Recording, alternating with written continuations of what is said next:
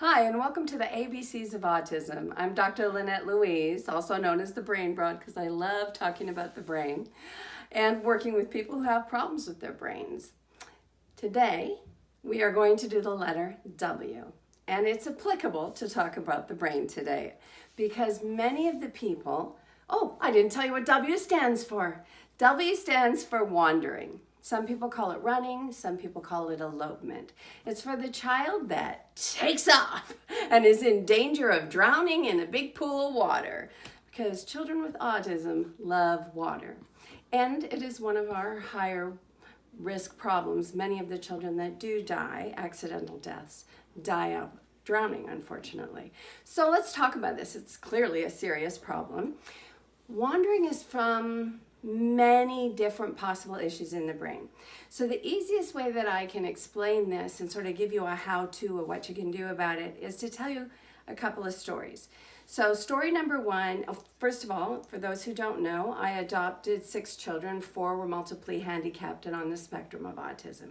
2 of those young men were wanderers, and for different reasons and different styles. So I'll tell you both of them quickly. The one young man who still lives with me and is still challenged, he was blind to motion, or blind to stillness, but he could see in motion. So as long as he was moving, he could see things. But if he stopped, he was enveloped in black. And that's because so the back of your brain here is where you see. The information comes in through your eyes and it goes to the back of your brain. And there's a couple of streams that come of information coming back, telling you what you saw, and sending information back there. And in those streams, one is for motion and one is for stillness. And in his case, only one was well developed. So you can imagine what his life was like. He had to constantly be moving or he was in the dark. Many things happened as a result of that. He couldn't even understand the concept of closing his eyes. He just had to stop moving for darkness. So he had a lot of challenges. He's a very challenged young man even today, but he can now see motion and stillness, not just motion. When he was young, though, he had to keep moving. Not only did he have that problem, but he had a thing called left hemispheric neglect. And what happens with that is you have a problem again back here in the brain. So he had a damaged area of the brain and in fact has no skull at the very back where your vision is. So when you have this problem, left hemispheric neglect, there's been some damage in the parietal lobes, which is the spot I just showed you. Now, what happens is fascinating. Half of your field of vision disappears. Now you think you're seeing a whole world, but you literally don't see anything on the left. Imagine, how would you know landmarks to turn around and come home? You didn't see any of that stuff on the other side. When you turn around, it's all a brand new world. He was completely perplexed by it all, and he just loved to keep going. He didn't ever turn around, and if he did hit a wall, he'd just stay there.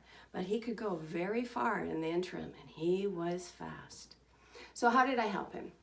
Many things. The neurofeedback is how I helped his vision, but how I helped him to not elope or not wander, it was more like running than wandering, I just taught him. I took him to the edge of my property. We walked the edge of the property.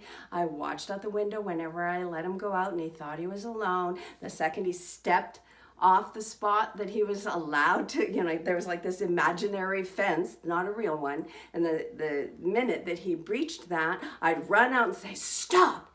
And slowly but surely, he came to understand to turn and look at me. I did all kinds of things. I kept thinking he has to pay attention to me. He has to pay attention to where his home is. And so when I took him to the grocery store, I would walk ahead of him and say, keep your eyes on me, keep your eyes on me. And of course he wouldn't at first, but what I never did was think, he's in danger, quick, shut him in the house, never let him out, don't give him freedom. I never thought that because that doesn't sound like learning. So I always believed the kids could learn.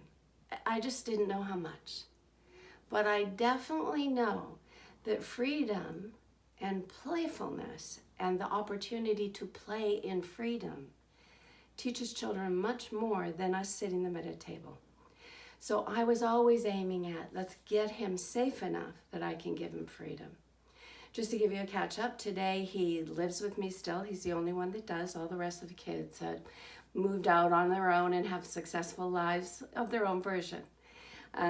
His successful life is that he does chores and helps out around the house a little bit and loves to listen to music and is pretty much my cuddly teddy bear. He's gentle and kind and loving. And he's been through a lot of phases to get there. So that's my idea of success for him. The other one is a quicker story. His name, well, I won't tell you his name.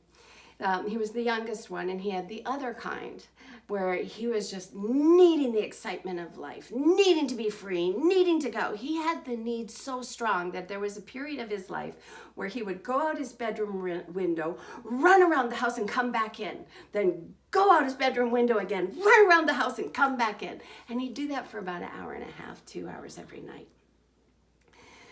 That was about a 6-month phase. He did all kinds of stuff. I remember finding him, one time a neighbor called and said, your son's on the freeway with his bicycle. And I'm like, oh my God. Fortunately, they meant highway. It was a really scary time raising him. He was always seeking adventures, seeking excitement. He was happy if you yelled at him too, but that wasn't the traits I wanted to instill in him. How did I help him? I just stayed at it. I stayed consistent. I put consequencing to going places without telling me, to going places he didn't have permission to go. And I followed through. It was not easy. It was never convenient.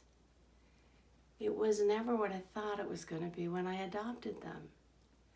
It was always difficult. But it was also a great kind of fun. So if you embrace this as something they can learn, something they can change, then someday your child will be like my child, living on his own and making his own living and being the quirky guy. And that is a fun thing to be. I'm Dr. Lynette Louise, also known as the Brain Broad, and you've been watching the ABCs of Autism. Don't forget, like and subscribe.